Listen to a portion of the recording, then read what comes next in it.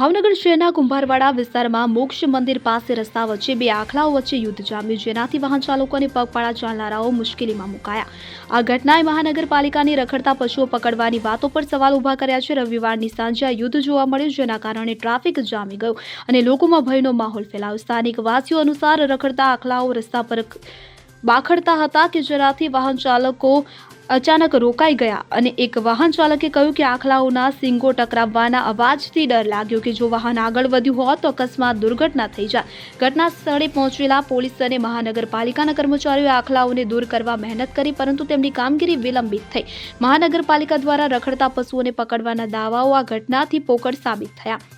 છેલ્લા 3 મહિનામાં શહેરમાં 50થી વધુ આવી રખડતા પશુઓની ફરિયાદો આવી, પરંતુ કાર્યવાહી અપૂર્ણ છે। પશુ કલ્યાણ સમિતિના સદસ્ય રમેશ પટેલે કહ્યું કે મહાનગરપાલિકાને રખડતા પશુઓ માટે વ્યવસ્થિત ટીમ અને શેડની જરૂર છે। આવી ઘટનાઓથી જીવન જોખમમાં છે અને આ યુદ્ધમાં કોઈને ઈજા નથી થઈ, પરંતુ તે શહેરી વ્યવસ્થાની નબળાઈ દર્શાવે છે।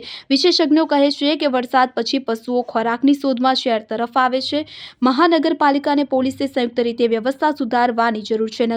નાગરિકોને અપીલ છે કે આવી ઘટના જોતા તરત જ 108 અથવા તો મહાનગરપાલિકાને જાણ કરે। આ મુદ્દા પર વધુ ચર્ચા અને કાર્યવાહીની આશા છે। Bureau report CN24। હવે જુઓ દેશ દુનિયાની તમામ ખબરો તમારી આંગળીના ટેરવે।